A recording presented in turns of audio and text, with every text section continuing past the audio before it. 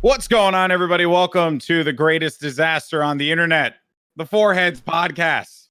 We made it. We did not get canceled.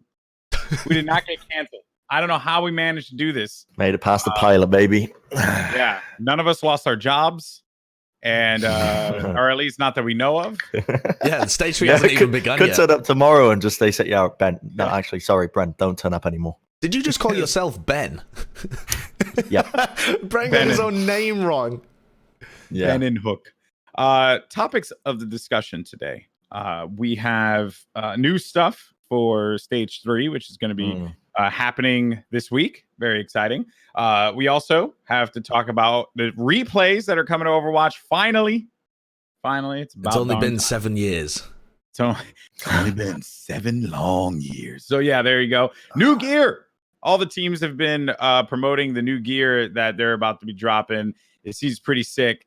I'm kind of stoked about it. We also have a funny message from the Florida Mayhem that we all have to share, which we will get to that. Also, I put out a question, put out a tweet asking everyone for basically sending us their questions, and we will have answers for them. Bren will have answers for you. Oh yeah. What is it? So is this segment supposed to be like testing Bren's trivia knowledge, or is it just like opinions on stuff? We could do a little trivia section, honestly. And I'd be down for that. We should do that. Fans can send us stuff, like, you know, listeners and viewers can send us information. They send us like questions, and then we have Bren answer it. Yeah. Oh, go for it, Johnny. Can Arakukra play clerics? I don't understand any word you just said there. It's like a bird race in D&D. Can they be? I don't think they're. I don't think that's within the realms of the campaign that we would be. So I can't be a bird. No. Oh. All right. Okay. I wanted to be a bird. I wondered why Johnny was kind of zoned campaign. out. Yeah, so you guys are going to do a D&D campaign, and the goal right now is to have Johnny be a dwarf cleric, right? That's what I wanted. I don't want to be a dwarf. Why? Why don't you want to be a dwarf, Johnny? Because a dwarf will be short and... But you don't have to actually physically be short in real life. Oh, how's that going to go when I RP a dwarf? What do you mean? There is nothing extra you have to roleplay to be a dwarf. You just have to imagine in your head that you're not 6'7". Mate, I'll have to like cut my knees off. No. You're role-playing a dwarf now in Doa's campaign. Yeah, but it's not on stream. And we're not role-playing. Or like, we don't have outfits, you know? I'm role-playing. But are you just have on outfits? camera. Yeah, oh yeah, we're going to have outfits for this D&D Yeah, stream. that's the entire thing. Like, I can't have a small person outfit. This is going to be a mess, honestly. To anyone who doesn't know, we're going to be doing a live-streamed, recorded D&D campaign with a couple of us. I'm DMing it. I haven't DM'd in years. I'm getting help with it as well, thankfully, by Tormented by Knowns, Joseph, he's been DMing for like, I think, 15 plus years. He's an actual god. Yeah, he knows the stuff. He sent me the package of the campaign, which he's come up with all himself, and he's kind of just wrote it up so that the moron can understand it. So, like, Has he really wrote it in like dumb speak? Yeah. Step by step with like flow charts and everything. Flow charts. Yeah, dude, I haven't heard flow that. charts. So this is going to be absurd. I don't know when it's going to happen, but we're working out Tuesdays. For now. It's every Tuesday. Every Tuesday. Yeah. Yeah, and I think it's going to be on your channel, right, Josh? Yeah, for the first 5 episodes. First campaign is going to be on my channel. Then hopefully So how the hell are you guys going to do this and do that? What we're gonna have time for everything, Goldenboy. This takes first priority. Yeah, definitely. And thanks for the invite, by the way. Freaking. Sorry, do you live in LA? You guys are doing it on the internet. No, we're doing it in person. Oh, okay. Well, that's now I feel like a jackass. So. There you go. Okay. So and then as far also another topic: would you eat dog food for $100? What? Why? Where does that come from? I was trying to think of topic in here. I was trying to think of questions to ask, and I couldn't really think of anything because not much has happened in the world. That was the first question you came up with. Yeah, the first thing I came up with. The first question you came up with. Would you eat dog food? Dog food. Dog food. Not poop. Dog food. Actually, though, how much would you get paid to eat dog poo? No, that's Is it really not strange or dangerous. not? If you get dog shit in your eyes, that's like there are so much go bacteria. eyes. Yeah, How you do can go blind. eat? How Well- do I eat? I rub it in my face. No, but it's an actual problem. Rugby players, like there's signs all over the local rugby pitches where I'm from, saying, "Please pick up your dog shit," because if they get tackled into it and it goes in their eyes, they can just go blind. Yeah, no. And it happens with small kids as well, because small kids, their default reaction is to rub shit all over their faces because they don't quite know where their mouths are. So if they're on the beach or something and they find a pile of dog shit, just rub it in their eyes. Suddenly you got a blind child. Jonathan, one day your child might go blind, and it's really this topic is so important, and you're not engaging with it. I'm disappointed. Well, okay, but like, Mate, by the time I have what's going kids, there will be robotic dog poop cleaners. in the Oh, I street. thought you were going to say robotic dogs that didn't shit. No. There'll be like what the is your smart the plan? Roombas. Kill all the dogs? The Roombas you have in your room, they'll be out in the streets. And Why are your children going to be robots? No. What the fuck are you talking about? You just said by the time I have kids, they're going to be robots.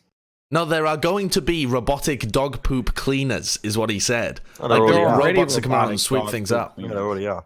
Well, That already exists. did you ever hear the story of Puckett, where Puckett has a Roomba and he bought and he had this little French pug. Is it a French pug? French bulldog? Yeah, French bulldog. That's the one. Yeah. Called Olive. And when they first got her, they'd leave her alone for a little while, and she just shit all over the place because she hadn't been like house trained or whatever they call it. It's a new dog. One time she shat, and the Roomba came into it, didn't identify it as like a solid object, and just smeared shit all over their apartment. It was like a dog shit delivery system, just spread all over their entire apartment. That's funny. Which I thought was fucking amazing. That's AI in a nutshell right now, Bren.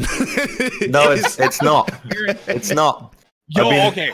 Oh, hold on. Speaking of AI, I listened to the Elon Musk podcast with Joe Rogan. Oh yeah, you listen to that? What, the one from haven't heard ages it. ago?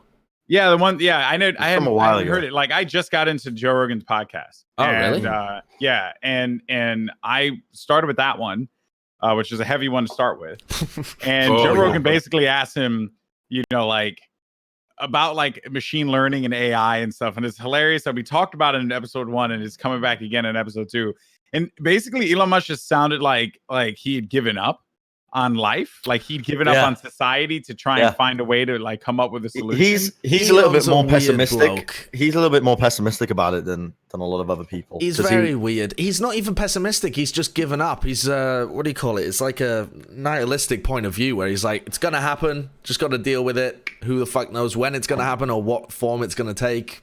We are but the progenitors of the AI master race. Yeah, That's just it was crazy. It was a good listen. I just wanted to release his fucking cars because I want a Tesla. I actually drove in a Tesla for the first time. I mean, not literally drove a Tesla, but I was a passenger, like one of the Uber drivers.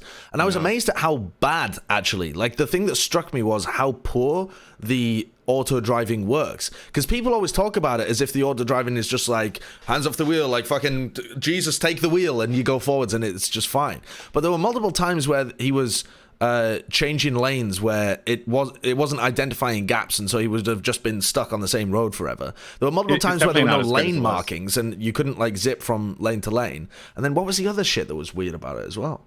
I don't know. I rode in a Tesla Uber the other day, and I don't know, like the guy didn't do any of the auto driving stuff. Did you do the auto driving? Yes, yeah, auto driving. So no driver. No, what? Whoa, no, wait, what? Okay, yeah, because there's they still were a driver there, because the fucking thing when you put it on auto drive says please leave your hands on the steering wheel in case shit goes wrong. Yeah, no, because that was like a thing that they were testing. I thought that they were like doing it again. Oh, but no. Okay, But at the same time, sorry, go on. No, go on, Johnny. So I just feel like if you're doing auto driving, it doesn't necessarily have to be the most optimized driving ever, as long as it works and it's legal and it's not putting you in danger. then you should be pretty satisfied with the fact that your car is driving you. No, I mean, obviously it's good first steps, but we're a long way away, it seems, at the moment from actually being able to have a system where everyone could just use automatic cars all the time to like drive them around. No, I agree with you, but at the same time, I'm just not putting like the, Oh, I was still impressed. Too high. I was still like, I was in it and I was like, holy fuck, this is cool. But then I was also like, this isn't actually as clean as I thought it would be. There was still quite a lot of human interaction. I've heard numerous people who've tweeted out and been like, yo, I was on the highway and my driving just spazzed out. And I was about to crash, but I had to save it. So I get that there's warnings and stuff, which is like keep your hands on the wheel or whatever, but it's definitely not in a place where everyone last can episode, drive a Tesla. Maybe they should get off their phone. Last episode, I was being argued that you guys thought that AI was not going to progress at the rate that I was saying, and that this issue. I mean, we don't even have to talk about the one topic I brought up, which was the like how dystopia. Yeah, kind of like the algorithms distilling down what people enjoy. Yeah. But the vast majority of people who commented on our podcast said, I hate that this is the case, but I agree with Bren. Yeah, I know. But I think they misunderstood what we were arguing. I think our point was it's not going to become some fart joke dystopia where everything is boiled down to one type of humor. No, I don't think it is. And also just the scale you're thinking of. I think you're thinking in like 10 years or something. This is going to take a long time. No, so much longer. 2040, I think. It's already... Our lives are already dictated by these algorithms, by the way, in terms of the content we consume. Sure, but in a minor way, you still have the illusion of free will. Yeah, sure, but you're always going to have the illusion. Do you actually have free will right now? That's deep. Here we go. I mean, I don't think so. That's a whole new kettle of fish, Bren. I don't think free will exists. Okay, well, sometimes I look at you and I'm sure that free will doesn't exist. You are a bot driven by very base impulses. Sure, yeah, but I think most people are. Yeah. But that's very comforting, though, because if you do dumb shit and you say there's no free will, you're just like, oh, I wasn't meant to do that. It was my destiny to do dumb shit. But if you don't apply that mindset to yourself, you can be like, oh, I'm actually doing good things. I think the important thing as well is not really whether or not on a basic level at some deterministic principle whether or not you do have free will or not. It's just whether or not you have the illusion of free will. Like you still have to be held responsible for your choices because you have the illusion of being able to make choices. Like we all operate within a human model of us all making choices. If our model was that everyone's actions are just predetermined, people would deliberately take advantage of that system and act like dickheads and be like, I was going to do that the whole time. Well, you say that, but people then do you're it like, anyway, your instinct is to not fall down into like despair in that kind of way. Like your instinct is to like help the community and like, because we're all just social animals driven to help. But you don't have free will. Your instinct is free will, but you don't have free will. Do you know what? I think a more interesting debate about this kind of thing is like the illusion of having certain things, or like more on your point, Johnny, where you were talking about it's comforting to think that there's some kind of destiny or whatever, because then if you fuck up, it's not so bad. The idea of like a toxic meritocracy, I was reading a little bit about I don't recently. know what the fuck meritocracy means. Can you explain this? So a meritocracy is... This is so boring. But I love it. I think it's really interesting because it applies to esports a lot as well, and presumably we have at least one viewer that likes esports out there still listening. Because esports likes to sell itself as a meritocracy. If you're good, you rise to the top. If you're bad, you stay at the bottom, right? Like that's the fundamental principle of a meritocracy. Those who are good at things earn more money and get higher and like valued more essentially in society. Mm-hmm. But I think the idea of like it being a toxic idea or toxic mentality, and toxic is maybe the wrong word, but like just a bad idea for people to get inside of their brains, is that so much of it also comes down to stuff like luck, opportunity, being in the right places at the right time, having the basis to be able to even make these decisions in the first place. A lot of the people that end up making it really far in life look back on where they got and they were like, oh yeah, I made all of the right decisions to be able to get here, but they don't take into account like the fact that if something had gone wrong, like if you make a crazy decision to put all of your money into Bitcoin and then it pays off, you were like, I'm so smart, I read that at the right moment, like that was genius, I deserve to be where I'm at, I'm like I'm a god. But if you had made the decision at the wrong time and you had lost it all, the decision tree is still exactly the same, but just because of the time, the place, a bit of luck involved or whatever, you might end up being utterly shit. So the idea of like, I think The idea is like even to like tie it back into esports, even the idea there that the best players are at the top means that you are looking at the people at the bottom and saying you must be shit. You didn't get anywhere, therefore you must be less valuable or less good as a person than, or as a player in esports than other people that are higher up the chain. Well, we would like to think that meritocracy, right, will kind of solve a lot of the problems that even speaking in like the talent areas of esports, right? I've always had that belief that if you were good at what you did, right, you would get work. Yeah. Period. I've always had that belief. And to an extent, I still have that belief to this day.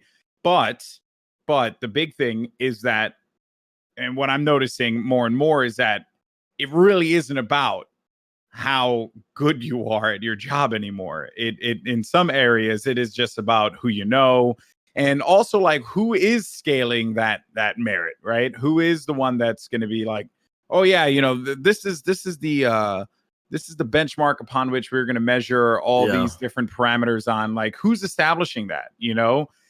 Because there really isn't like a clean way to do it. It's an idea, as an ideology, or not an ideology, or maybe this will count, but as an idea, it makes sense. But in execution, we as a society are so freaking flawed that we cannot realistically. I will say though, that if you're a nobody, you know, if you have like 100 Twitter followers or like, you know, whatever, and you're trying to make that leap to become a talent in esports, do commentary, host, or whatever, then I think it's relatively easy to climb to T2 if you're good at what you do.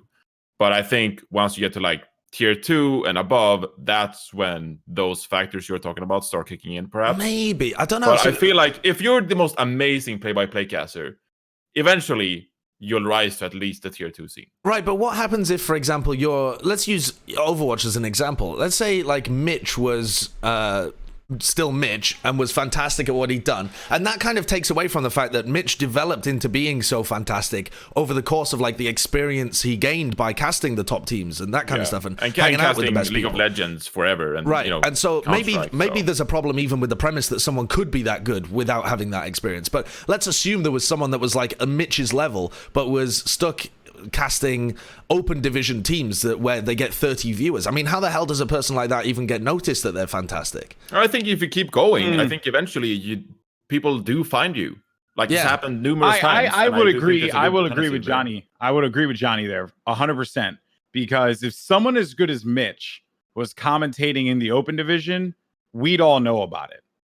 Maybe. Now, naturally, that's a big exaggeration as well. It's like, yes, really? Of course, that's a massive exaggeration. Someone as good as Mitch was casting in the open division, and you heard him cast in a game. But that's my point. When would you hear him? When would you hear them? It'd have to pass from word of mouth from somebody that was watching. Dude, you know how word many of mouth clips, is so fast. You know how many clips I get sent to me on a weekly basis of people saying like, oh, I want to be a commentator, watch my clip. And I watch the clips. I watch a good chunk of them. And like, to be blunt, a lot of them kind of fall within the same rut of, you know, lack of personality, reading off of the kill feed, not really describing the moment. Like there was a plethora of things that I could like break down as to like the flaws that I hear in a lot of commentators that send me their clips across a variety of different games. Yeah. But if someone as good as Mitch sent me a clip and I heard that clip, I'd retweet it in a heartbeat and be like, this fucking guy is good. But that's me though, right? Like, I don't know if other talents would do that, but I know that I would, because I'm not afraid of losing my job. I know that I'm good enough. But it comes down to there's that element to it. Comes down to what you were saying, Josh, earlier though, about, you know, would Mitch be as good as he is if he didn't have the experience casting those top teams in the first place? I think you're kidding yourself if you don't think esports in its current state is just completely ruled by cronyism. Like it is. I don't know about complete. I mean, who the hell did you know? Who got you into the Overwatch League? I thought about I was watching you doing the 1v1 tournament, and then I was like, yo, this dude is sick. Let's get him for takeover. It's like, I'm not taking responsibility for hiring you, but I at least spread word of mouth to get you to that event. But I think you can get to a certain level, right? But I'm not kidding anyone. When I joined the Overwatch League in season 1, I was dog shit. I was Okay, absolutely hold on. fucking I'm ass. going to interject here because, and this is a story that no one knows about. So when we were in Contender Season 0, me and Puckett, remember I cooked the burgers for everyone that day? Yeah. Me By and the way, Puckett, fantastic those are burgers. sick burgers. Those are so good. Golden Boys, Incredible. Golden Boys have some good burgers on them. Your I'm telling burgers you. are so good, man. I know. Well, we're going to have to get together and do them again. Okay, so I remember because you guys came out. Now I see both of you guys here, and the only experience I had with both of you was watching a Takeover, right? And admittedly, you both sounded exactly the same, so I couldn't tell the difference between the two of you. I was just like, just two Brits casting some games, right? And you know, you guys seemed a little like jokey, which I really enjoyed, and that was really good. But when you guys came out to do the desk and for Josh and Bren, when you were casting, I got to see your personality some more. And then me and Puckett went to the supermarket to go pick up all the ingredients, and then Puckett was like, "Hey, I think we should get Bren and Sideshow for the Overwatch League. Like, I 100% think that they're good enough for it." And I said, "Yeah, I actually agree. They provide good insight. They're funny. They're unique. They're not like vanilla. You know, they're very, very distinct in their personalities, and it really works out." Sweet. I know. I'm melting. My little heart is melting.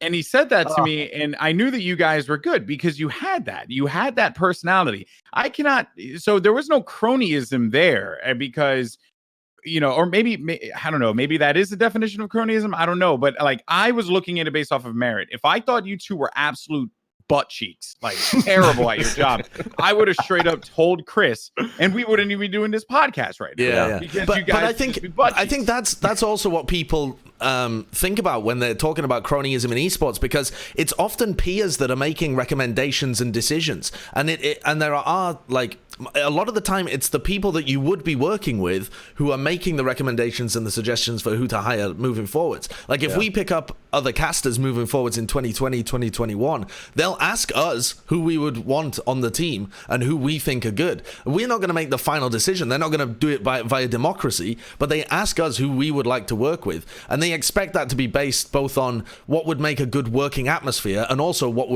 who we actually think are the best out there. So I think when people have this idea of like cronyism in their head, they are conflating it a little bit with like just picking up friends, but it is the people who are making the decisions, who are doing a lot of the decision making, do end up being friends because they are such close colleagues. Ultimately, people want their product to succeed.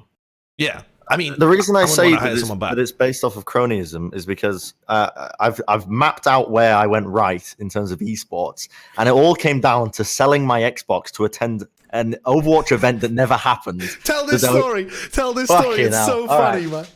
The casting TF2 way back, and I Overwatch came out. Big Overwatch fanboy, big Blizzard fanboy. Wanted to cast Overwatch as well. Wanted to get into that scene. Josh was already sort of cemented in the scene because he's a lot more active and I'm lazy. So he was doing journalist work for the longest time, whereas I was just kind of like, fucking, whatever. Events might come up, might not, whatever. MSI. What year was this? Was it 2016? Yeah, it was December the 9th, 2016.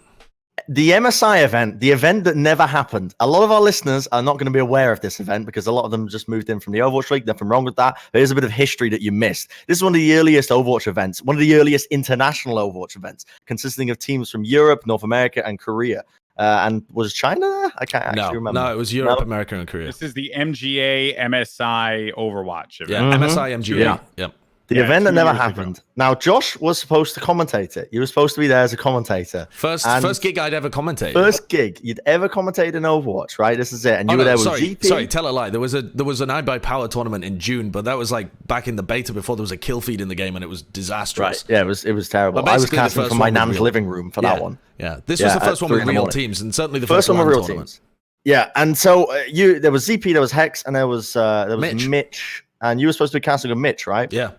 In an alternate universe, that could be the duo right now. How weird is that to think about? I don't think so, but yeah. But here's what happened was the event kicked off, but it was just riddled with tech issues. Now, me, I kind of learned early on with esports, and this is, again, sound advice for anyone trying to get in esports. It is quite literally just putting yourself out there and trying to grasp as many opportunities as humanly possible. I'd never done journalist work in my life. I can't read or write. I am terrible at the English language. It's a fucking miracle that I'm even here in the first place. Yet I went there to do journalist work and record interviews and potentially have them on over GG.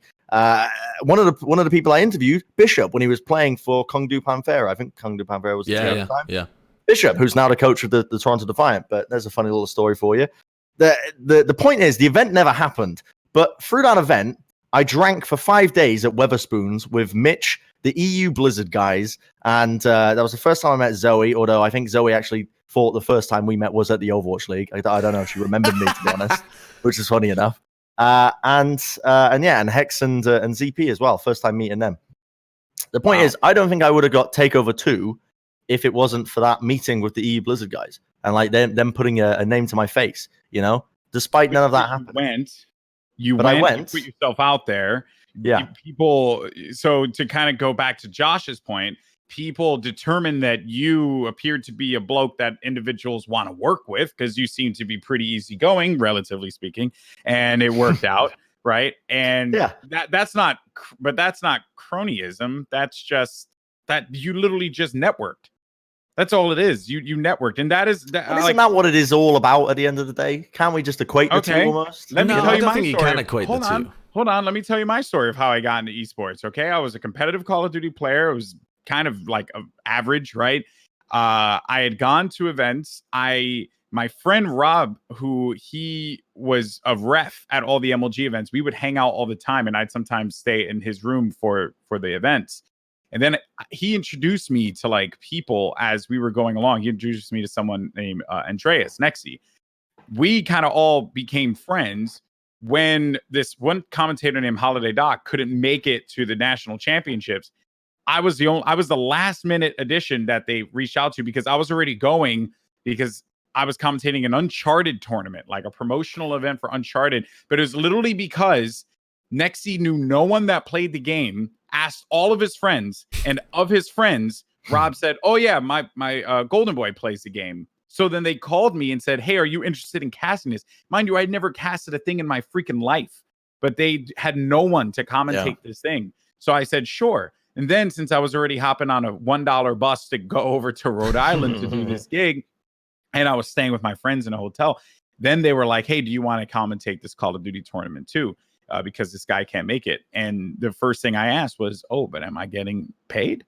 And they were like, "Yeah, we'll give you his paycheck." I was like, "Oh, tight. So let's do it." So, and then that's it, right? But like, I had went around with Rob. Your first ever casting gig was paid.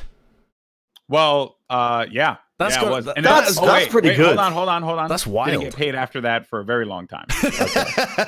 So there's a balance. You either get paid and then you don't for a long time, or you don't get paid and then eventually you do. I got paid and it was like a year and some change, or I was still working a full-time job, and on the weekends I was like flying to like local lands in Pittsburgh or Chicago or some garbage like that.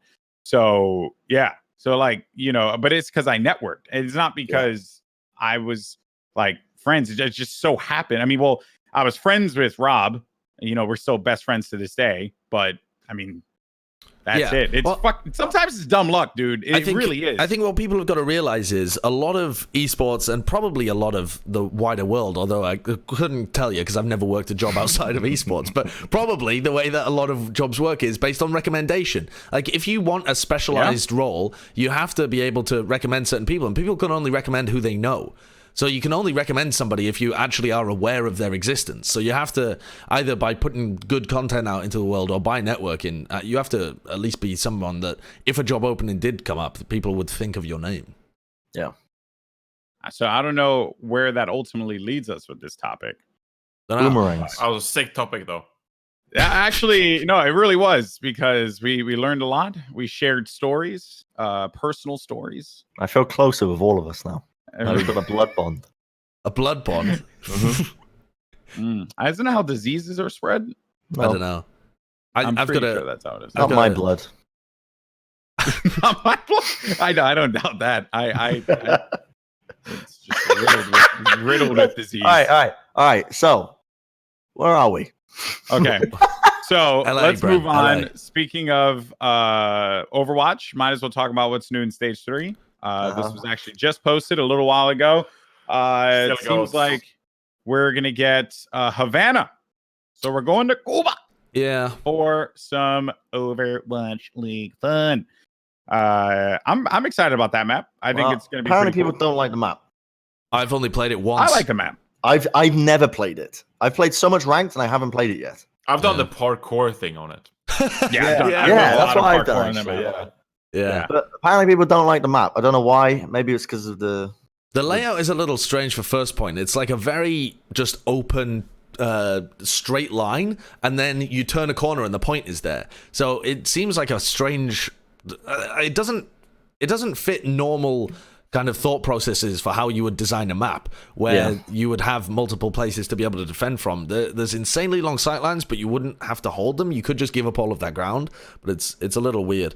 I think it might be decent for Orisa, and that's, I don't know, maybe coming into this map pool, and we've got Paris, Horizon, There's a lot of Orisa favorite maps Nepal, here. Numbani, Havana, Dorado even. I could see a slight move away from goats towards bunker for certain maps, but I think it's going to be mostly discussed this in goats. his video, though. Oh, Mineral, former coach of Florida, he discussed.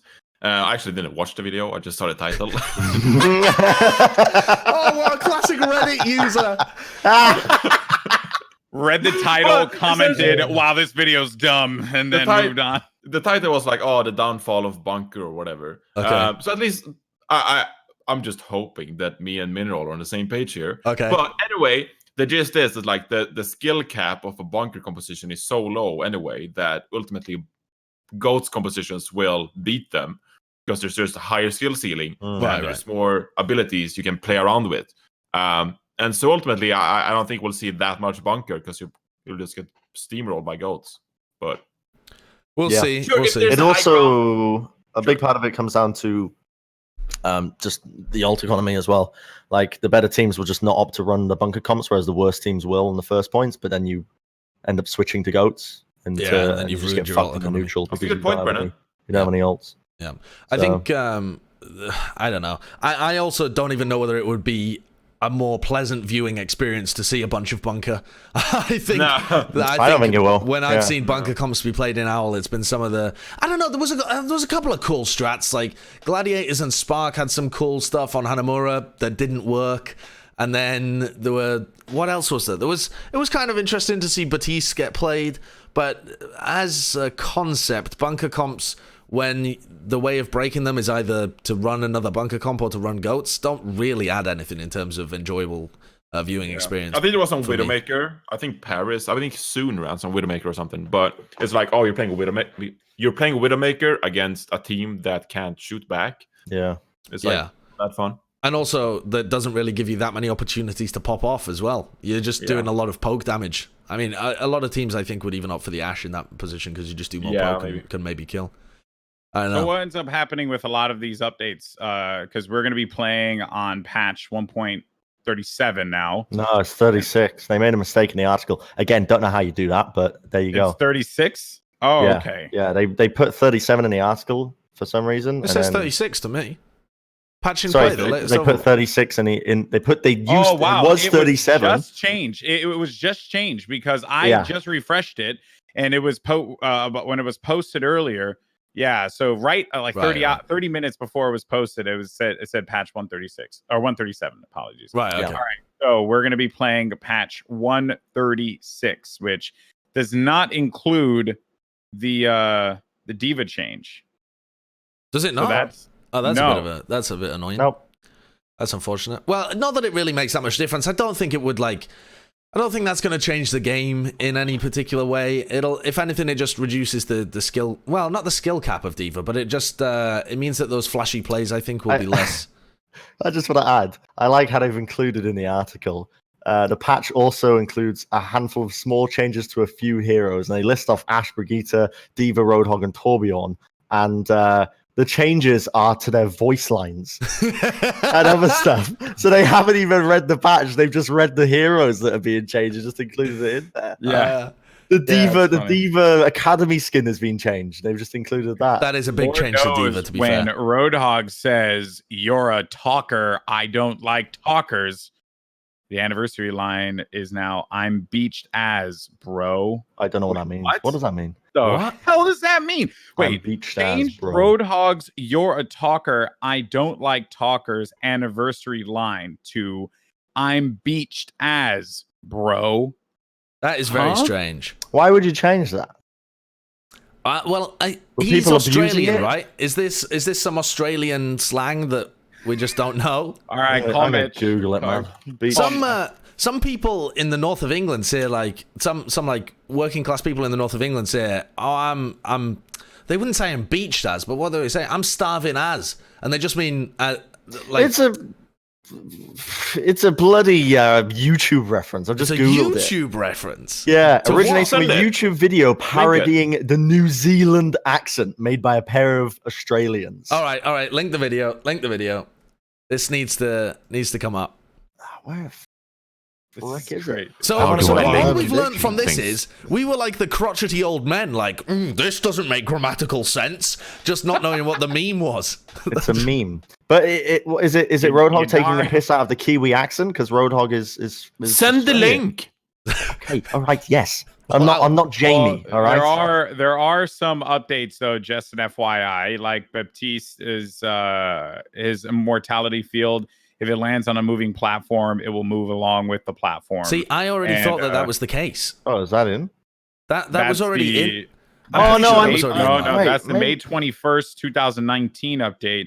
And then if a mine lands on a moving platform, it will also move along with the platform. That is about where it is. There's some bug fixes, but it is very funny though that the people who wrote the article looked only at the yeah. It was like, oh yeah, there's some changes here to this, and this, and then publish. All right, I found the video because Bren is useless. I've just no, linked no, it, he's you sent it. dickhead. Really? Discord, you bot. I'm beached Oh, as, bro. I can't see the Discord, you fool. If you want to send clips to Jamie, they have to be Sorry. via the what do you call it? It's not very good though. Like, No, just it's a terrible video. It's a terrible video. All right, well, we're gonna, we've hyped it up now accidentally, so we have to play Beached it. as, bro. I don't know, Do you it's have it? fine. Do you have it? Yeah, yet? I've got it. All right, I'm playing It's it a now. terrible video. It's legitimately. Oh, It's awful. It reminds me of those old 2006 meme videos that for some reason were popular. but beached, never really bro. know why. I'm beached ears. But anyway, Hey, bro. Oh, hey, bro. I've been getting a lot of What are shit you from my doing, friends bro? with this podcast. It Dude. has I'm beached 9.5 ears. million views. yeah, Oh, shit. pretty good. Not that much in the You're grand scheme of things. Goldenboy ears. is Tell me almost something cry I don't laughing. know. Is This is the dumbest Bro, thing I've you're ever seen in my heaps life, beached. dude. It's so dumb. Beached. Beached What ears. is wrong with society? Do you want a chip, bro? When is this from? 2008. That's what I'm Chop. saying. It's like an. Oh, it's chip. from Potato 2008, chop. yeah. This one, chip, a chip. my God. And Well, they- that does make Bro, sense. but I mean, eat this was the chips. peak comedy in Well, 2008. shit. No, I only eat plankton. I'm loving Oh this. Lord, have we gone downhill? Can't chew, bro. Well, I'm I loving will this. say this. Try You want chip, to? bro. Let's No, take I us will. I more can't downhill. chew. I Okay. keep Just getting try shit from chip, my bro. friends. They keep clipping don't- this podcast, the first one, and every time I do this, they're like, "Oh, Bren's flexing for the cam every single time." So you want to see a fucking flex? I'll bust out the gun show because I've been going to the gym a little bit more recently. I've been looking trim as fuck, vascular in the forearms. I've been doing the farmers walks, all the business. So Joseph Martin, I'm calling you out. Shut the fuck up. I don't know if it actually was Joe. Actually, it might have been someone else. Imagine you Probably- just Probably Steve. William English. But Sounds like- anyone sounds else like who him. isn't Bren's friend, who is called Joseph Martin, we're not personally calling you out. Yeah. No, that I'm beached as, bro. Beached I as. love how you're so like self-conscious about it. You're just like, oh, Is that my self-conscious arms. though? I fucking owned it. My yeah. arms are huge. Oh, They're yeah. guns. I could Oh, fucking. yeah. I could No, snap 'cause anyone like a twig. No, because you were so self-conscious about it. You had to like face the evil. And you were like, I just like gonna calling them out. exaggerate. Had to I'm just face gonna the evil. I like. Yeah, but like, instead of having to think about it the entire podcast, he was just like, by the way, have to flex, guys. Why do you even That's do what that I'm anyway? Why do you flex in the middle of It's a nice the podcast stretch. anyway? It's a stretch. Yeah, I'm just doing this. And I'm like, I think Josh pulling it should back turn up the with air this. conditioner on in his room. yeah, I'm getting some sweaty pits as well, mine though. Both of so- you. Look at Well, this. then again, isn't your freaking No. office oh, that's nasty. It's pretty That's just warm. It's disgusting, pretty bro. warm these days. Listen, It's very I've got warm. a nice Musk Goldenboy. I got Oh a no, nice I've Musk. I've smelt you before. Yeah. I smelt it. What the I fuck? use deodorant, but even when I don't, people do comment that my musk is very nice. Really? Who has ever said that to you? Is this part of your networking skills to try and get into the Overwatch League? You Yeah, bottled I just your musk? I didn't shower. Yeah. Step one at networking: never shower. Just go to events unwashed. Works for the Smash scene. It'll work anywhere. I actually saw a tweet from someone in the Smash scene this week that said, could we all stop with the Smash tournaments or smelly meme because they're not that bad and now everyone thinks they really are. And Well, no, apparently someone went to Smash and Splash and said that the Can you explain That- the yeah, concept? What is Splash and Smash? Or Smash and Splash is just the name of a tournament. I honestly don't know why. But is I it think like it's in a some, water park hotel. or something? I think it's in some hotel that has a water park or something. Oh, right. That sounds dope. Yeah. There's a few of them in the States. And it's just like casual, like, yeah, it just has a water park, just another day. But yeah, so a person had commented saying that it smelled, or maybe it wasn't Smash and Splash. Maybe it was one of the locals. I don't know.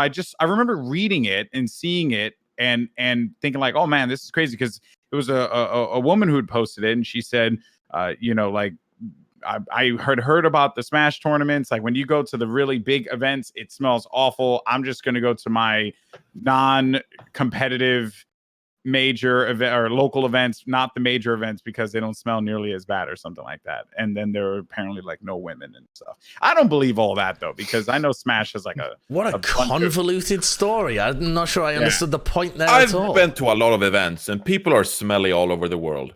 Get your shit together. That's so true.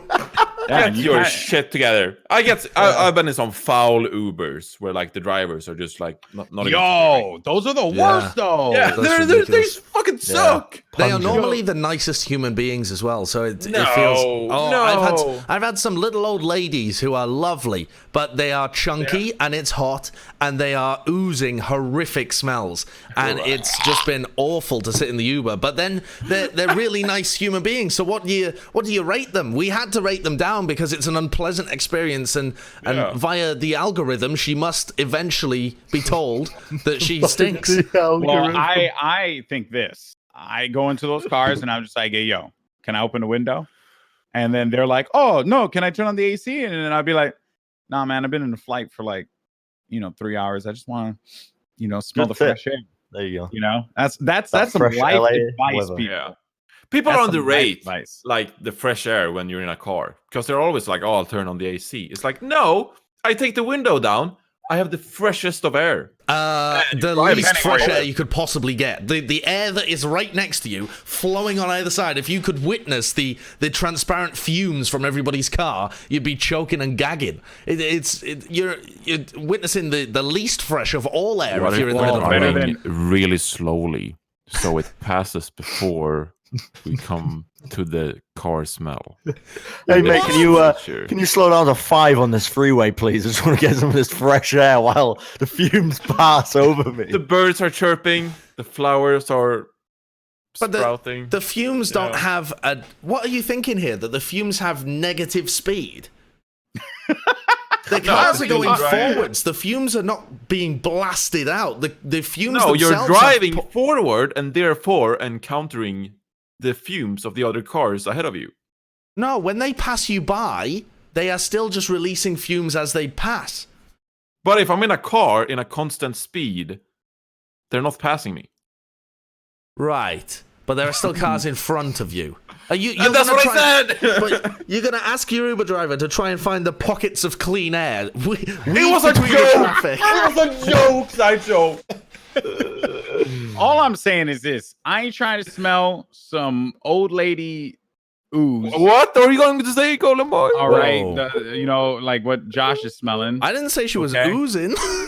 You said ooze. That was the word. You was just oozing her horrific smell. All right, maybe. So you did say that. I'm sure that when this Fuck goes my up, the disco. chat will agree with me. And yeah, I mean, this topic kind of just as soon as Johnny started breaking stuff, that's how you know. Exactly. Are you sure you want to be a cleric? You should just be a barbarian. Start smashing things, Johnny. It would be that'll quite work out funny better for for you. Johnny the Wise to be a barbarian. Actually, like, you guys have no idea. I've never showed this to anyone. God. By the way, Sure. we're about to have a bit of a tour. Are you guys ready? Okay. I'm ready. Yeah, we're about to have a bit of a tour. What are we And about he, to like, takes witness? it down, just points So, it right. to first the of all, schlong. I have my mic stand on a precision. On a precision cooker box. It's perfect height. It's Why great. get a freaking arm, bro? Yeah, Why just get an arm. Is that what you do when you stream? You No. reach around a precision cooker box? Oh, I think it's very convenient. It's For very nice. what? It's like orange and white. To increase the height of the mic. Get Okay. the freaking Get an arm, arm. bro. It's like $40. You have a Yeah, job. but it takes up so much space. When I'm done with the podcast, I take the box and I put it on my desk. And then I put it back on when we're doing the podcast. Okay, I mean, fine. That logic makes no sense. You works. literally How does it fold the not make arm and put it in a corner, Johnny. It's as simple as that. But then I have to unscrew it and it takes up space in the corner of my room. I just put this box below my desk and Unscrew what? the mic arm. Why are you what? unscrewing the mic Just arm? leave Johnny, it, the or mic just arm stays raise on the them up. desk. Because it's massive. All right, and if you want space, you just go like this. And then there's a mic arm just standing next to your desk. Dude, you can literally scrunch the arm and it'll be tucked in the side. Where Yeah, did but you then find there's a that giant lock on your arm hole. before? Because I think mine's got a lock on it.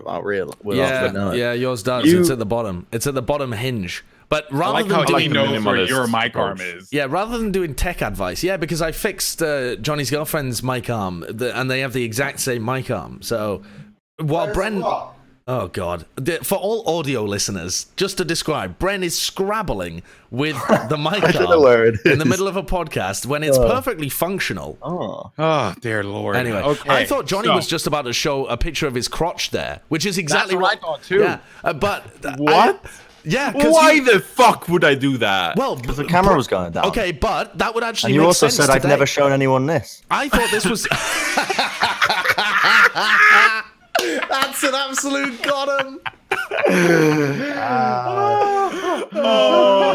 Oh, man. Destruction. Well, now. I That's thought, Johnny, bad. you were going for a crazy segue because all of the Overwatch League teams have been just basically showing pictures of crotches all day, all over Twitter. That's right. Yo, we didn't even like factor Mine just that. fallen down. Johnny's mic just fell off the pressure cooker. Cooker box. So yeah, here we go. Overwatch League apparently are going to be coming out, or like the teams are coming out with new jerseys. Yep. This is going to be a thing. All the teams have been posting them, and a lot of them look pretty cool. Some of them look like nothing. Some of them others, look like butt Wow. cheeks.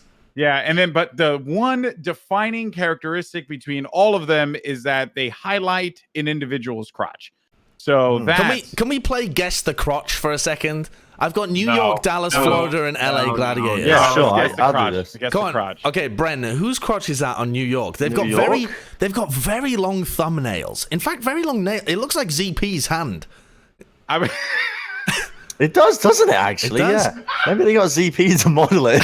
Alex is gone. okay, I think that given the structure of the left hand and the strength of it, Yeah, I'm going to say Nene. I don't think Could it's anyone with a missus because of the fingernails. All right, we'll just glance over that one. Yeah. Well, also, it's not Sabiobi because he's not wearing his ring. Yeah. I don't think it's any Yeah. of the skinnier players. No, I think it's Because- Nene. Yeah, I don't think it's Pine either. Yeah, I think Nene's a decent shout. Does You it guys are actually? just guessing. I mean, you can see the size of it as well. Who wears a medium? It could be Jonak. Is that what Could that be means? Jonak, It's a yeah. medium. Ooh, I'm feeling Yeah. Jonak. Yeah, I Could think it's be- Jonak where- too. His tattoo, is it? Where is his tattoo again? No, It's not on tattoos- his. It's not on his fingers. No, it's not on his fingers. Actually, I mean, I found that funny, but also Envy does have Yeah, it's tattoos Envy, on his right? fingers. Tattoos Yeah. on his fingers. All right, Okay, so let's go to another Okay. one. all right, so Dallas. Dallas. Okay, this one I honestly do not know because it's fuck? literally a shot of a crotch, and that's it. I Zachary. think this- That's Zachary, dude. You think? Sure. Yeah. Could be It's Mickey not too. AKM. No, it's not Mickey. They don't even have him here in the country to do those things with. And also, Mickey wouldn't be wearing an S. I think Zachary is a good shout. It's a small. All right. It's a small, and also it's like completely smooth up So here. is that what that means? It's the size is on the bottom of the jersey. For some reason, the size is on the outside. Well, that that's makes no sense. I know it's, but that's what the NBA does, and you know what the Overwatch League is like. It's like if a traditional sports league does something, they have to do it. If the NBA started what's sacrificing their 3K? children, What is next thing you know, the Overwatch League would be doing. Nobody has Hide any the children kids. to sacrifice. There are no parents in the Overwatch League playing. It's true. That'll be a great moment if that happens at some point. And, What, and we why not? sacrifice What, you're children? talking about No. sacrificing a child? No, obviously, I'm not talking about Sabiorbi sacrificing his firstborn in order to get the goat's meta be gone. But What are you talking about? Wait, is that all a it player having a child. It's going to happen at some point, right? Like, I don't think it'll stay that esports only has very young people. I could say forever. something. I could come out with another zinger, but I want to keep my job. What? Okay, all right. Oh, all I'm going to say is Shanghai Dragons, Season 1. All right. Well, why would that lose you your job just bringing up Undad? That was a fantastic little piece of drama. I love that. Were you not? no. Well, yeah. I don't Something even know where else you I were want to going. highlight about this jersey, Yeah. or for the Dallas Fuel one, they put their logo on the side and like in front. And I Yeah, will that's front. weird. At first, I thought that was like his pants, and I was like, "Yo, the pants got the flame Like a combo. That's crazy." They're like, what? How do they align that? You know? But now I realize that they're the only ones that did that. Yeah, No, they just Alright, realized smooth that there's brain. no defining features on the lower half of the jersey. So All right, let's go for Yeah. gladiators. I know That's this is true. 100%. This is hydration. He literally commented. Yes, it's yes, me. this is hydration. Oh, I didn't. Okay, well, I didn't see But- that. But that's hydration's posture. Yes, it is. Hydration tends to lean backwards, and I don't know how to describe it, but he has a very, very set posture. Yeah. I And thought he's you were going to got say hairy he arms. has a very set crotch. I thought that's what you were going to say. Yeah, I think he likes to lean backwards to show off his fat cock.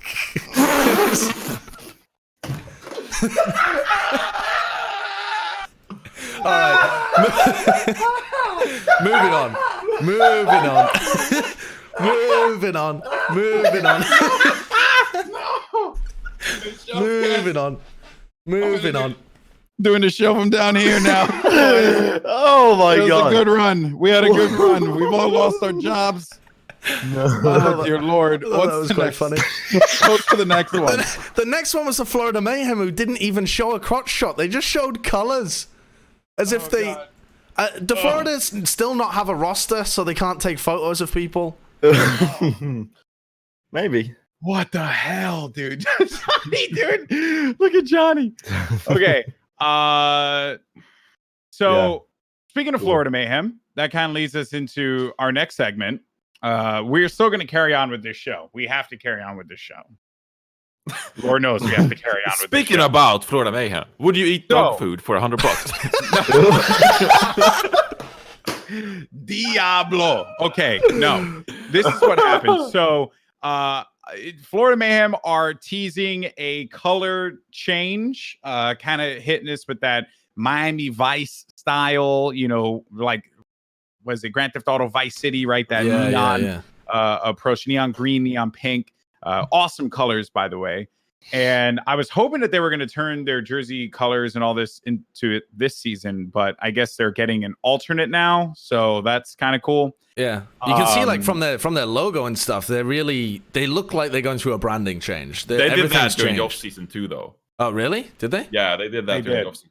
Fair enough. It almost felt like it was a campaign for them to like try and get the jersey to change. And then they stuff. didn't do it, and the fans were like, "You bait Womp us." womp. But So surely they the bait messaged ends all here. of us.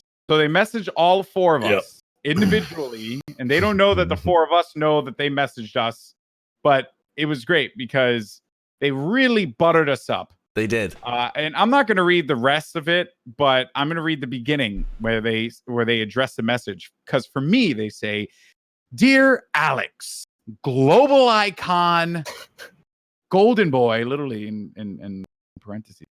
Mendez. This is a good way to open. That's pretty You good. know, so I immediately gave them my address and my home number and access to my dog. And Wait, but is that all they said? That was all they sent you? They Well, I didn't don't even wanna- include the national treasure. they just didn't said include the global national icon? treasure. Okay. And it's okay, and it's okay that they didn't, because not everyone catches on. I feel like the national treasure bit throws people off a little. Why? know? Because you're not Nicolas Cage? Yeah.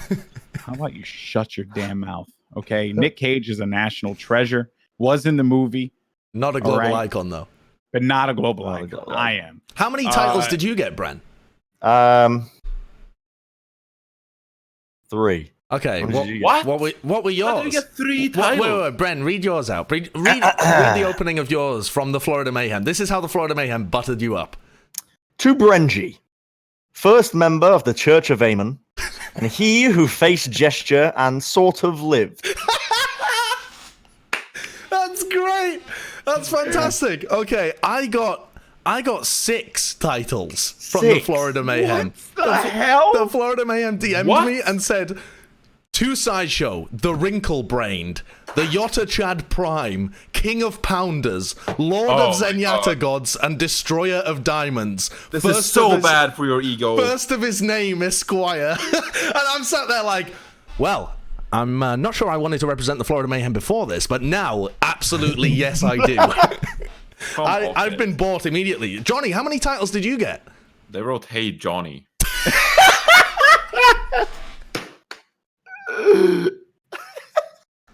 I don't know. It's cool. They giving me a jersey. That's cool, but I'm Johnny.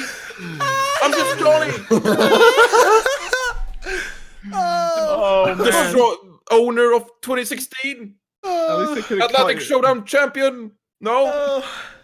Two-time World Cup, 1.5 World Cup Well, you win some, you lose some. participant. No, that is just a hot just feels Johnny. bad man. Just Johnny. That is a hot feels bad man, right? I got a free jersey. I can't complain. Thank you, Frodo. Get a free jersey. Oh, yeah. bless. And actually, Wow, they look like they might be pretty dope. So, yeah. Have they shared the jerseys yet? No. No, I don't think so. They haven't. But we've seen the designs of them, and I think they look pretty sick. Oh, I haven't seen them yet because I'm not special. Yeah, well, you know, next time sign your contract for the Overwatch League. And, So Holy yeah, shit, Sid, Sideshow! Your forehead is massive today, Sideshow. bro, I don't think you it's are- grown. No, if you look up a bit, it's like no. Look Yeah, down a look bit. at the top of your down. head. Josh. That's massive. Thank yeah, you. you're- How that's the normal size of it. No, it must have No. grown. I don't think it's grown at all. Oh, do you mean it's just Could be all it's the just wrinkles. my brain has just expanded from all of those titles from the Florida Mayhem? I might have been the camera angle. It could be the camera angle. There was a point where you did turn around, and I was like, damn, you know, because like it was like all over the place. But yeah, that's a giant ass. Didn't we do a forehead measurement contest at Contenders? Okay, Oh, I God, think this we happened, should. yeah. No, it wasn't even. Well, no, it wasn't at Contenders. Overwatch It was at the Overwatch out. League. And honestly, Oh, I it's think Malik won. So Malik is we gotta get Malik's the Malik on the biggest. show. Yeah, Yeah, we need Malik on the Malik as a guest. Honestly, Mitch has a fat forehead as well. What I've gathered is, if the bigger your forehead, the more talented you are. Yeah, yeah. Honestly. So Interesting. This has just become the man. roast of Jonathan. All right. So E3 Yeah, happening this week. Johnny Yeah. will come back eventually. I think he's we're going to gonna get a lot terrorize of- me. We're going to get a lot of big reveals, a lot of cool things that will potentially be shared with the world. I'm looking forward to it. I will be going to EA Play. I'm hosting EA Play. Nice. And I will be at the Xbox press conference. There you go. Nice. That's about Sick. it for me. So obviously, I won't be doing any journalism. I'm just going to go get hammered and enjoy some video game announcements. But one announcement, I don't know who put this in here. me. This is me. You did? Okay. One It's not announcement. really an that announcement. not announcement, but one thing that has caught people off guard a day before everyone starts heading out to LA is that a new Fable is possibly leaked. That's Mhm. right. Fable 4? Mhm. Fable Yeah. 4? Full Fable. Yeah. Hey, you guys ever played the Fable games? What the fuck is Wait a Fable? sec. Was I that love from Fable. like 10 years ago? Was Fable 3? And Yeah. that game was dope. No, was like a RPG thing, they right? made a Fable 4. They made a Fable 4, wasn't very good. Oh. Wait, so is this a remake or? It's kind of like a reboot. So the information is, this is actually sick. It sounds amazing. So it's going to be a mixture of first and third person. So normally they're in third person. There's going to be an in-depth character creator. I didn't think there was like that before. It's going to be open world. There's going to be no more guns because remember there was guns in the in Fable. But Fable Fable series 3. Did Fable 3 have guns? Yeah. Yeah, Did it? Fable 1 didn't though. Fable 1. What game would So- you I feel like compare it guns to? were pretty good. It's Skyrim. It's It sounds not like a Skyrim. game. It was like Oblivion. It gave me like a really good Oblivion kind of vibe because it had Well, that. no, it wasn't open world. That's the thing. It was a railroad sort of. It's like an RPG. It's like your classic sort of fantasy RPG. Do But Was with, it you multiplayer? remember? Not the first or second. I believe the third one was. Second one was. Join your Was. game. It was Second one was. So Wait, maybe so maybe I'm not fun thinking of story the about third Fable. one. Fun story about Fable was that years ago, right, when Xbox was emerging as like this new hot thing, and everyone was getting really high on like all the games and the graphics that they could do. Like everyone was all about it. They were just like, "Dude, this is it," right? What was it? Peter Monalou, right? I think that's how I pronounce the name. He was the guy who originally designed Fable. He came up with this idea. So it was called Project Eco or Project Ego. Yeah, Project Ego at the time. And the idea, what he had put it in I remember reading it in my Game Informer magazine, being blown away by it. The idea was that it was going to be this massive open world game where each and every action has a consequence. Like if you get cut, that cut will stay on you forever. Your character will start as a child, and then you will end the game as a grown older man, like Jesus. because eventually that was the path. That was like the whole thing, right? And everyone was like, "Oh my god, this sounds amazing!" And then the first trailer comes out, and it looks like exactly as they had proposed. Like you start off as a kid, but then you become, a man, and blah blah blah. But then the game came out, and you literally did your first chapter as a child, which lasted all but 20 minutes.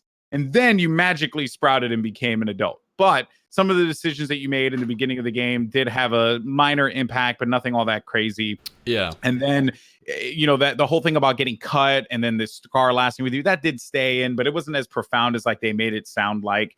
It was supposed to be open world, but instead it kind of just was more like a segmented RPG. So you would go through different levels and you would do different things. And it was still a good game. Like it had a massive fan base and it was still really, really fun to play.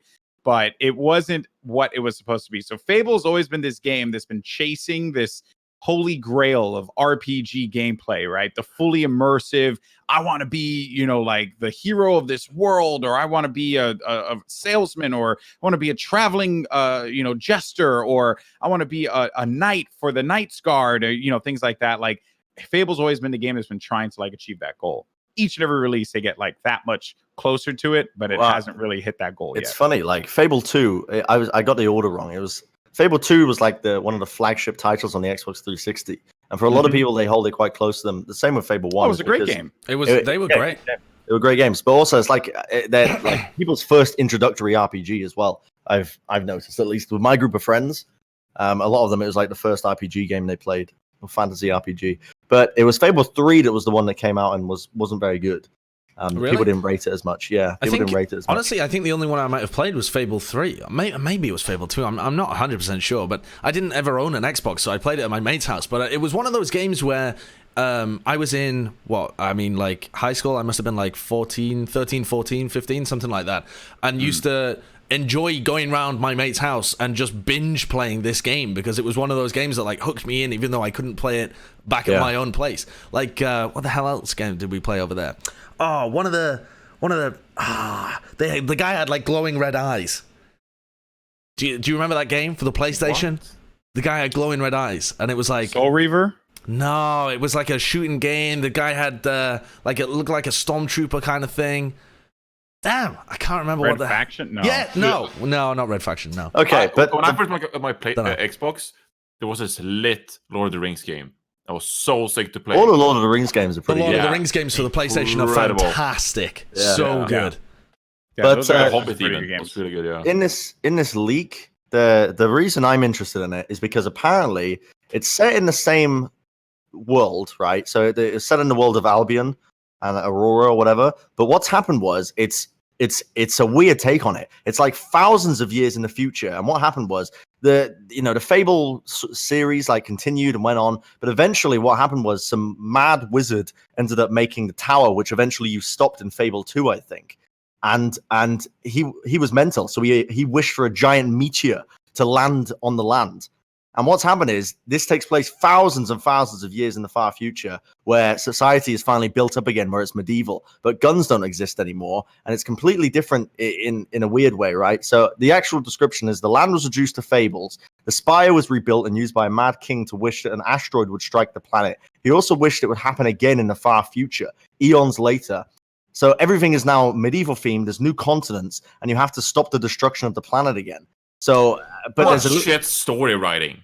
Yeah, I think it's kind of cool because they're rebooting it, but still keeping it in the same world, you know? Yeah. Well, wasn't the Fable game prior set in medieval times as well? Yeah, but it was like it was so a they mixture just of. skipped 1,000 years for no It reason. was like steampunk-esque as well. Well, I think the idea is that they're trying to rationalize moving backwards in time whilst trying to go forwards in time. So their idea of it is the world was totally destroyed, everyone was back to like Stone Age civilization, and they've now built themselves back up to be medieval again. But And that people ties that in argue that happened on Earth. What? Yeah. Wait, what? There's people that essentially argue that like there were so many floods and with like there was like an asteroid and shit, and there's like buried cities and shit on Earth.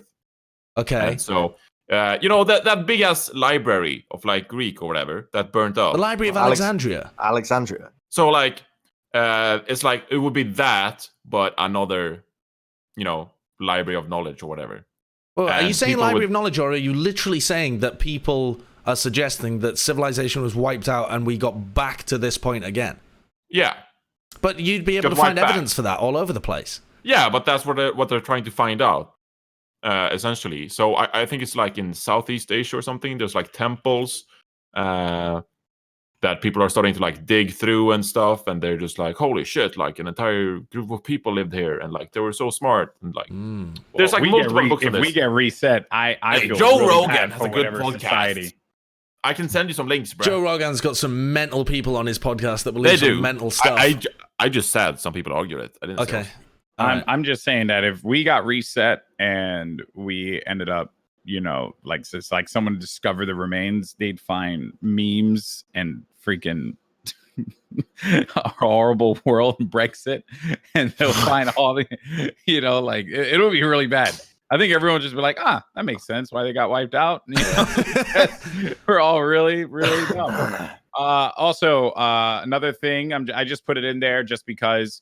So the Fable news is very exciting. Also, this is pertinent to me, to you, to Johnny, to Bren, to Josh, and to the entirety of the known educated world.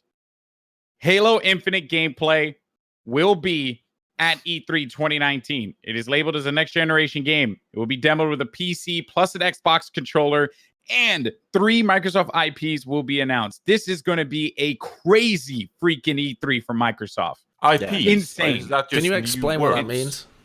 So 3 intellectual new property. So titles. 3 new Yeah. games are going to be announced. 3 new- But when they call them IPs, it's intellectual property. So what they mean is like 3 brand new intellectual Yeah. properties are Yeah, going yeah. to be So like introduced. Overwatch was a new IP for Blizzard. Yeah, but Yeah, Overwatch exactly. 2 would not be a new IP. It would just be It'd just be a sequel. Yeah. Yeah. So what is Halo Infinite? Have they We don't released any know info? much information about it right now. I'm assuming we're going to learn a little bit more at E3, but basically, like, you know, we got that one trailer. It's going to be built on the Slipstream engine, which is a brand new engine that 343 had built for Halo.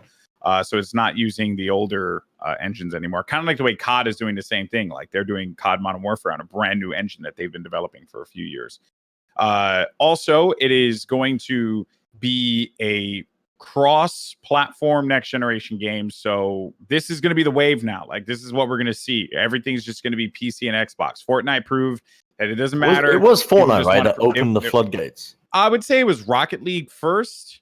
Rocket League gets the credit first because they were the ones that had created the crossplay, and they didn't really promote it as such. But then Fortnite was the one that made the crossplay between all the platforms, which is something that Rocket League didn't achieve yet. So all the platforms can play with each other. Doesn't including that feel mobile, like which it, is that nuts. backfired in Fortnite though? It didn't though, because like it's created, you know, essentially people can just play Fortnite wherever and however they want. Like that's the point, right? Sure, Like, yeah. Sure, But if crossplay is not the best thing. Sorry, crossplay is not the best thing. But my biggest gripe with Overwatch is that on my Xbox, I have a lot of skins and I have a much higher level. But because I never played on PC, I can't port any of that stuff over. So I'm literally like starting from scratch. Sure, I get that. So all that money I spent is like gone. What I'm arguing though is that if I was a controller or a console player, I'd much rather play versus other console players and not be forced that's into what PC happens. games.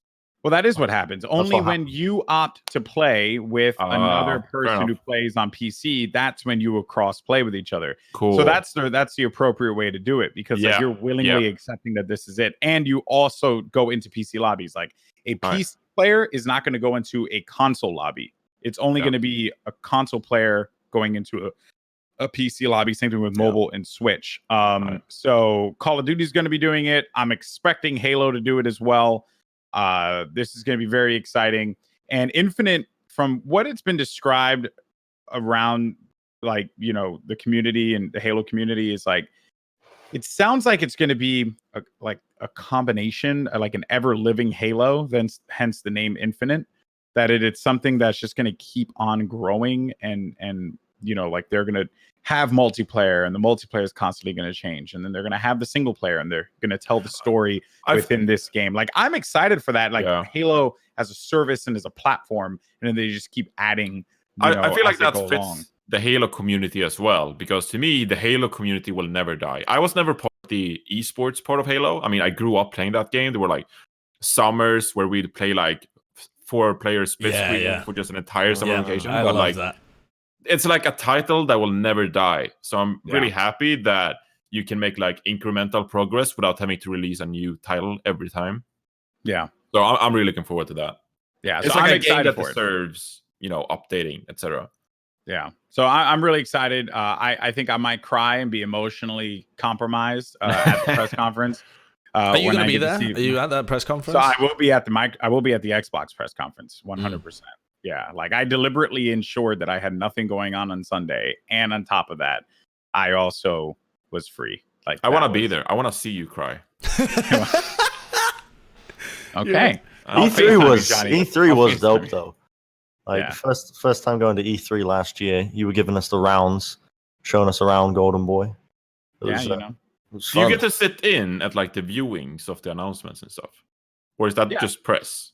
No, that's where I'm going on Sunday to watch the press conference in the theater with the press, but they invite like fans and influencers and everyone.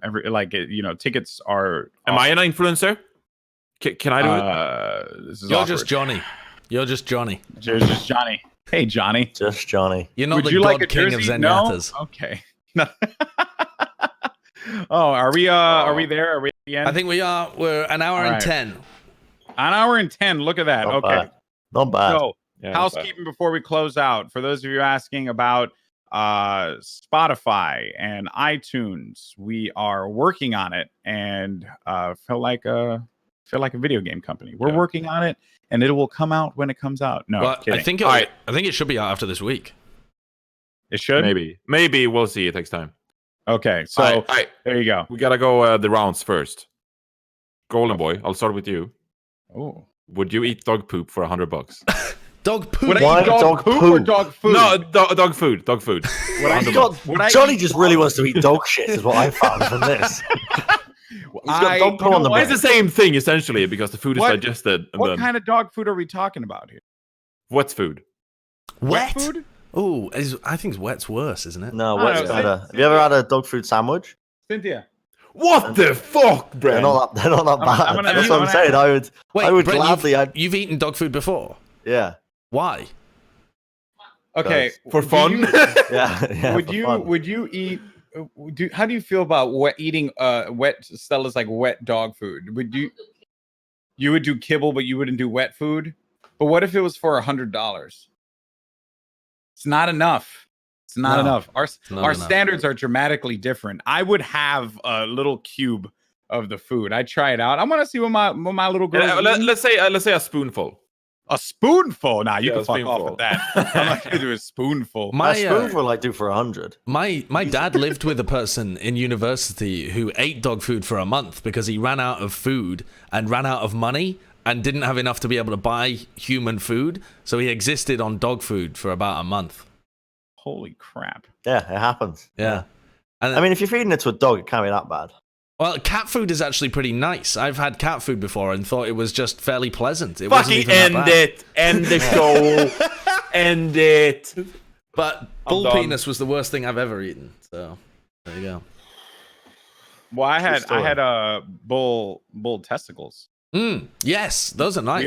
We all had bull testicles. Mountain Bull Rocky testicles. oysters. Are pretty Yeah, good. Rocky Mountain oysters. Oh, We yeah, all Rocky ate Mountain it, Johnny. oysters. Did you not eat it too?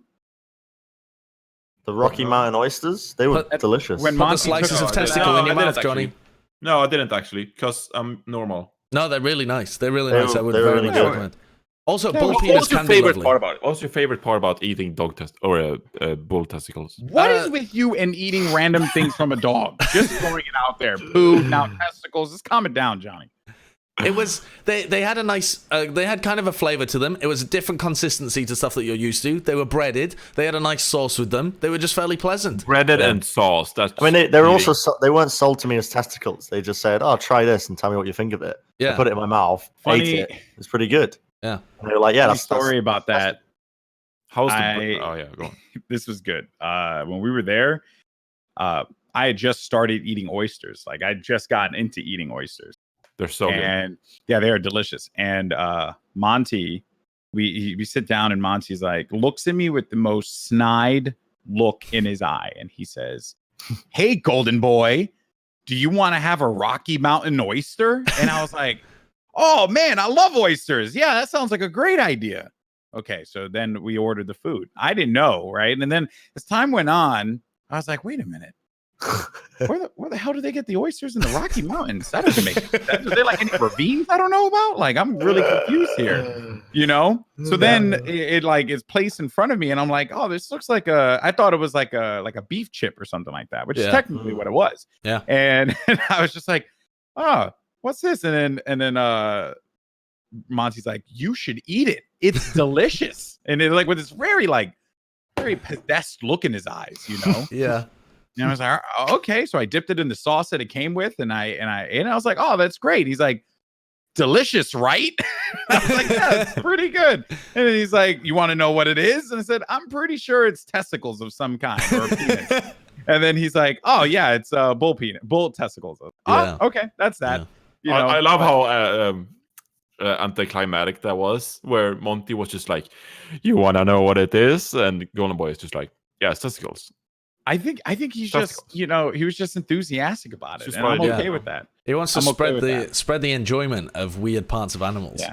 Also, we did get before we go, we did get a question in from one of our viewers. We got a few. Holy crap, we actually got a lot more than I had thought. Should we here. save them for the next episode? Yeah, I think we should do a big segment next episode. We should do a big segment next episode. Okay, Yeah. fair enough. Bren, I were will, you in a rush? I will Well, we want to keep it screenshot. down to an hour, you know. All right, I will screenshot this and then, or I Just will to link trigger them in our chat, and then we will bring them for the next episode. But one of the questions though was about Monty, so I just thought it was apropos. Yeah, go to on. say, What's the question about Monty? Can you please talk to Monte Cristo about his fashion choices? I'm concerned for the man. This comes from M3, I guess M317I. No, I don't know.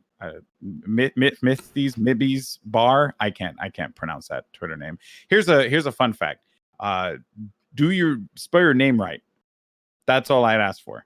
Yeah, I have no but- idea what that name says. What's I happening? can't. Anyway, so that's the foreheads. It says #foreheads. Can you please talk to @Monte Cristo about his fashion choices? I'm concerned for the man. Bren, how would you So- rate Monty's fashion sense? Like a 9 out of 10. 9 out of 10. 9 out of 10. Okay. Yeah. So you I think would not he's- help him. No, he's pretty stylish actually. I've been meaning to pick a couple of the items that he wears for my own wardrobe. Yeah, All right. There Yeah. you go. I quite Use like it. how Monty dresses as well. Not gonna Yeah. talk to him about any of his fashion choices. Looks like a baller. Yeah. Well, there was that one outfit he wore for The My Chemical Romance jacket. Yeah, but that was just from the definitely fans. questionable. That's not part of his normal attire. He normally dresses like a Japanese cowboy. or or so he wants us to believe. Yeah, maybe. Maybe. All right. Well, that's the end of that one. So thank you so much for that. If you want to submit questions to us, use the hashtag the foreheads. Let us know. I will see it. And we will talk about it. There were some good ones in here. Next episode, we will cover who could repair a window the fastest. That comes from Carlos Penro. That's going to be the question that we answer in next week's episode. If you're watching on YouTube, here's a challenge for you in the comment section down below. Why don't you tell us, who do you think would repair a window the fastest? I obviously think I am. I would be the person because I'm a genius.